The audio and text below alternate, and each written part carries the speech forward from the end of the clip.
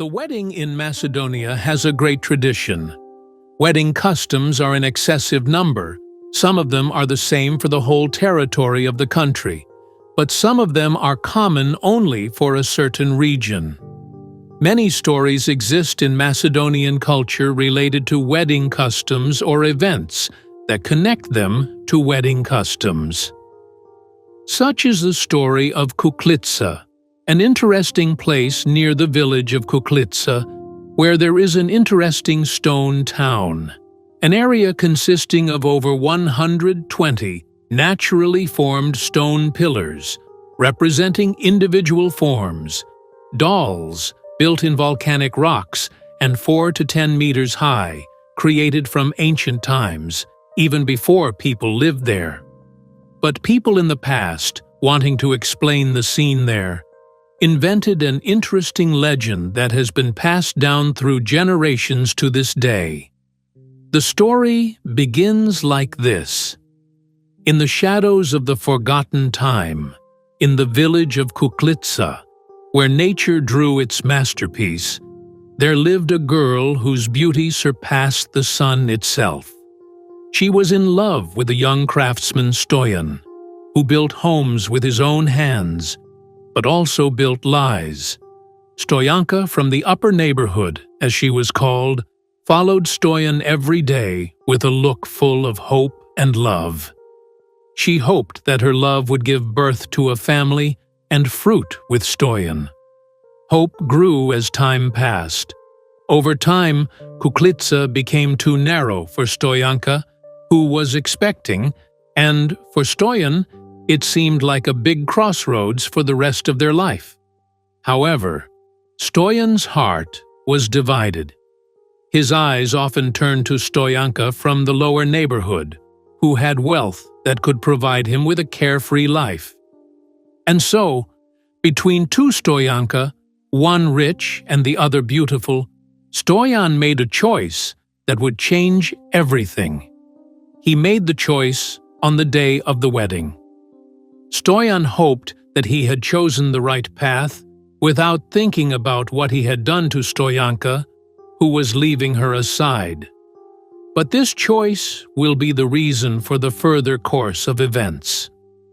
On the day of the wedding, when the drums and bagpipes announced the beginning of the festivities, Stoyanka from the upper neighborhood, with a heart broken by pain and deception, uttered the curse that would seal the village for eternity. With the kiss of the newlyweds, the earth shook, the sky darkened, and all the wedding guests turned to stone. And those petrified statues of wedding guests created the scene for which the story of this wedding has been told for years. Today, the stone figures of Kuklitsa stand as eternal witnesses of this tragedy. The villagers call the place Happy Wedding, because despite everything, the wedding party remained smiling, and the newlyweds were frozen in a tender embrace. But the fate of Stoyanka from the upper neighborhood remains a mystery, like many other parts of this legend.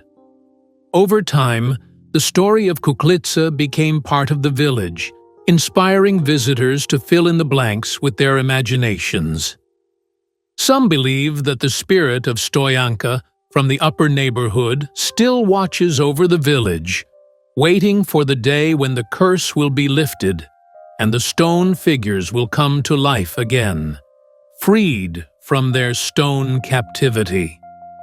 Scientists say that the stone figures in Kuklitsa were created 20,000 years ago.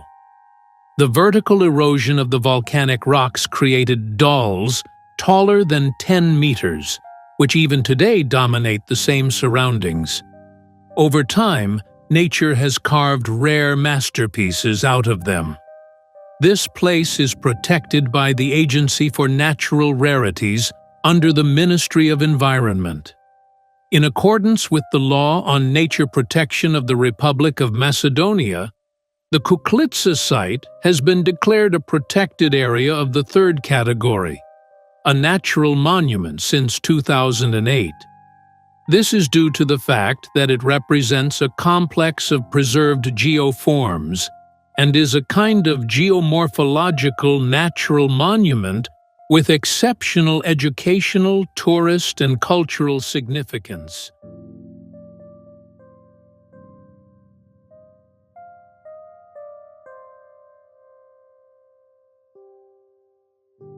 Nestled within the serene waters of Lake Ohrid lies an extraordinary archaeological discovery. An ancient palafitte, pile-dwelling settlement dating back to the late Bronze and early Iron Ages, 1200 BC, 700 AD. This video presents a comprehensive exploration of the settlement's architectural sophistication, cultural significance, and historical importance. Discovery and archaeological findings. Extensive research has revealed an astonishing 6,000 wooden stakes embedded at depths of 3 to 5 meters beneath the lake's surface.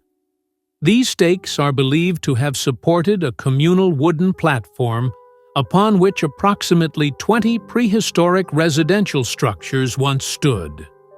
Scholars posit that this settlement, along with similar sites on Lake Ohrid, corresponds to the formative period of early tribal populations, specifically linking it to the Brigids, the oldest recorded tribal community in the region and a fundamental component of the ancient Macedonian ethnic framework. Geological context and environmental setting. Lake Ohrid and its counterpart, Lake Prespa, are remnants of the ancient Neogene Lake Dassaret and are integral to the Adriatic Basin. Geological analyses have identified a diluvial terrace situated 10 to 12 meters above the present lake level, as well as an ancient coastal demarcation 4 meters above the current water line. These findings suggest significant environmental fluctuations that influence the settlement's development and longevity. Architectural design and structural innovations. The dwellings were constructed on elevated wooden platforms supported by precisely arranged stakes anchored into the lake bed. These structures, composed of timber, reeds, and straw, were interconnected via a lightweight bridge made of similar materials. Given the susceptibility of these settlements to fires, periodic reconstruction was a recurring necessity, reflecting the resilience and adaptability of the inhabitants. Settlement dimensions and structural characteristics. The settlement encompassed an expansive area of approximately 8,500 square meters. Its foundational structures exhibited various geometric forms, including rectangular, square, and circular layouts. The wooden stakes, varying in diameter from 13 to 30 centimeters, were methodically arranged, while a drawbridge connected the settlement to the mainland, reinforcing its strategic design and accessibility. Cultural artifacts and material culture. Excavations at the lake bed have unearthed a wealth of artifacts, providing invaluable insights into the daily lives of the settlement's inhabitants. Among the notable discoveries are hand mills used for grain processing, stone tools, potentially employed in laundering textiles, deer antlers repurposed as implements, circular ceramic discs with multiple perforations, likely utilized for fishing, ritual objects, including altars and ceremonial pottery. The recovered ceramic artifacts are predominantly coarse in texture, with occasional relief decorations. The most common vessel forms include handled containers that taper towards the top and exhibit angular protrusions along the rim. Interior organization and domestic practices. The residential structures were supported by wooden beams extending to heights of 2 to 3 meters. Walls were meticulously woven from hazel rods, bound with animal hide strips, and subsequently coated with a mixture of mud and straw for additional reinforcement. Roofs, fashioned from thin wooden branches, were overlaid with thatch, composed of straw or reeds, harvested from the lake's abundant vegetation. Internally, large ceramic storage vessels, pythos, were strategically placed near entrances, while smaller vessels were positioned adjacent to central hearths. Suspended ceramic containers, featuring dual perforations, were affixed to walls using string or leather straps, likely serving as storage or utility receptacles. Tools and equipment were systematically arranged, with larger implements stored externally. Designated sleeping areas were demarcated with wild animal pelts, including those of bears, deer, and wild boars, underscoring the inhabitants' reliance on local fauna. The prehistoric settlement of Plocha-Michov Grad stands as a testament to early human ingenuity, resilience, and adaptation. As a pivotal component of the region's historical and cultural heritage, it offers profound insights into ancient craftsmanship, societal organization, and survival strategies. The ongoing exploration of this remarkable site continues to enrich our understanding of early civilizations and their intricate relationship with the natural world.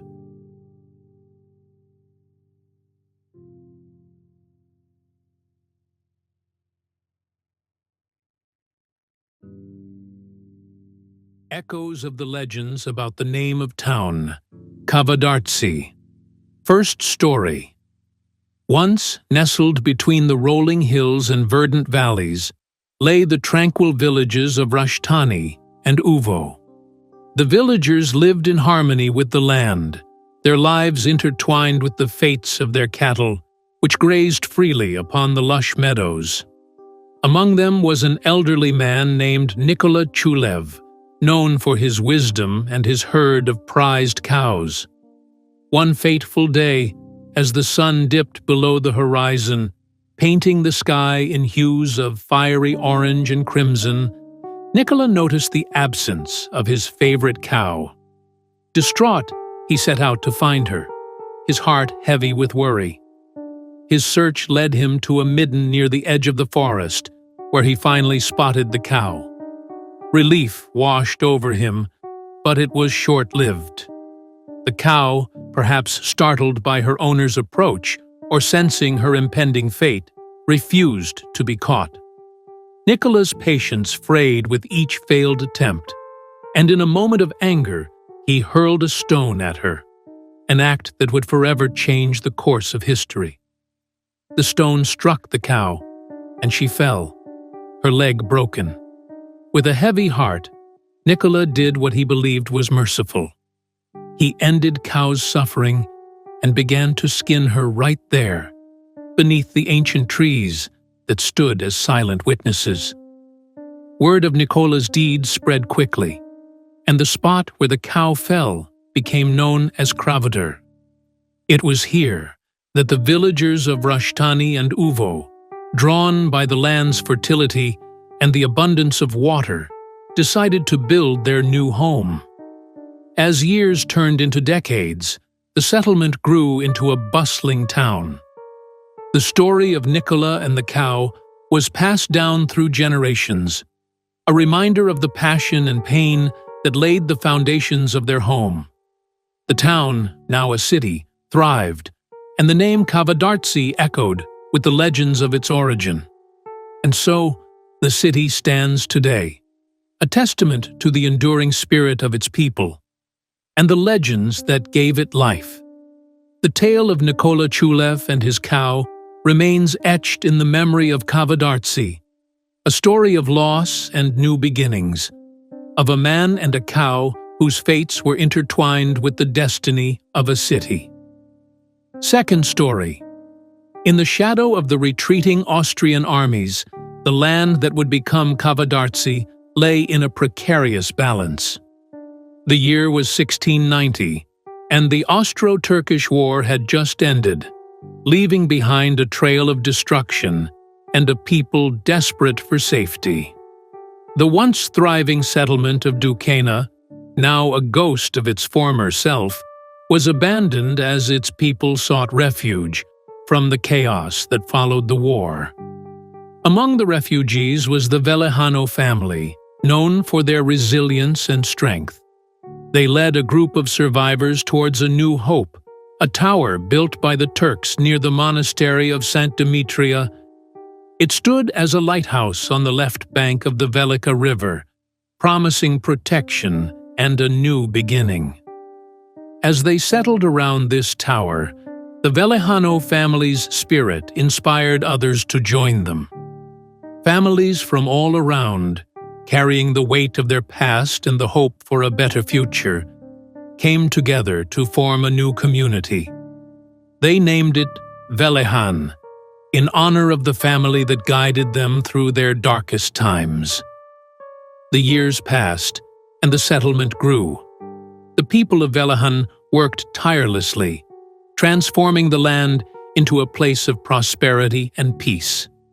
The river Velica, once a silent witness to their struggles, now nourished their fields and quenched their thirst.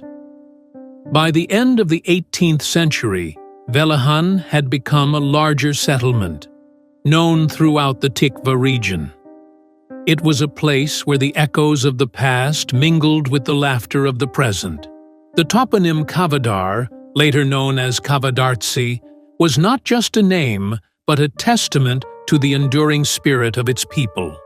And so, the story of Kavadartsi is not just one of survival, but of rebirth.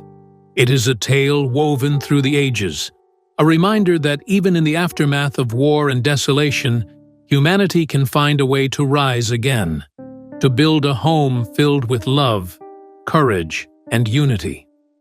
Third story, long ago, when the earth was young and secrets were hidden in every whisper of the wind, there was a place where nature spoke. South of the tower, by the river Ludamara, stood a large stone and a tall poplar, guardians of a spring with cold water. This place, known as Kavdar, was a sanctuary of peace and harmony. One day, a young shepherd named Dimitar came to the spring to water his herd. But instead of finding just water, he discovered a hidden message in the roots of the poplar. The message led him to an ancient artifact, which had the power to protect Kavdar from outside forces. Dimitar, with the help of his faithful sheep, was able to activate the artifact and seal the peace of Kavdar for eternity. Fourth story. Not so far from the village of Tikvesh, where life was quiet and carefree, a simple-minded villager named Jovan got lost in search of his cattle. After long hours of searching, he reached the spring under the poplar, where he found his lost cattle grazing peacefully by the Ludamara River. Released from his worries and filled with joy, Jovan exclaimed, "What a Kavandar!" And that moment became a legend. Over time, this place became known as Kavadar, a place where everyone can find their peace and happiness, and where the echo of Jovan's voice can still be heard in the quiet evenings.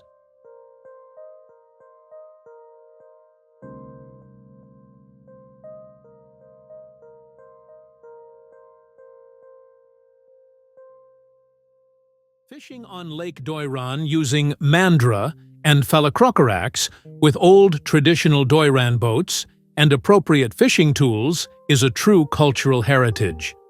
Since ancient times, local residents have used reeds in a variety of ways, including for fishing. This traditional way of fishing has unfortunately been abandoned in recent times. Fishermen use large quantities of reeds to make special fish traps with different shapes, designs, and sizes called mandra. They hunt phalacrocarax, water birds, whose primary feathers are cut so that they cannot fly and keep them close to mandra. These birds are actually used to chase fish into fishing traps. This old fishing technique is very effective because a large amount of fish can be caught from just one mandra in this way. Times change, and fishing with them changes. The fishermen appeal that this lake should be protected, that its tradition should be nurtured and preserved facing the challenge of climate change. The fishermen make mandra in October every year, surrounding the area on 3 sides with lake reeds, and leaving the 4th side open towards the middle of Lake Doiran. After they place the lake reeds here every October, they wait for the cormorants that come to feed on the shore. Then they scare the fish by directing them into mandra. All that remains for them is to exhaust the fish from mandra, as much as there are. This type of fishing lasts until March, when the fishing season ends. Doiran Lake is located in the lowest part of the topographic depression, bordered to the north by the Belasitsa Mountain, to the southeast by the Krusha Mountain, and to the west by the Machek Mountain, with favorable natural and geographical conditions and climatic features of the area. It is the 3rd largest natural lake in the Republic of Macedonia, which once had an area of 42 square kilometers at a level of 147.34, and today the lake's area is about 31 square kilometers. However, the fact that in summer the water temperature reaches 25 degrees Celsius, in contrast to the average annual temperature of about 16 degrees Celsius, is worrying. According to the richness of the plant and animal world, Doiran Lake belongs to the group of eutrophic lakes. In our country, this lake is the richest in phyto and zooplankton, and it has been determined that there are several types of phytoplankton in it. Also, 16 species of fish are found in Doiran Lake, and this convenience provides opportunities for the development of fishing tourism. Among the fish, the most common are the redfish, carp, catfish, cod, perch, placica, pisa, gudgeon, vardar chub, and others.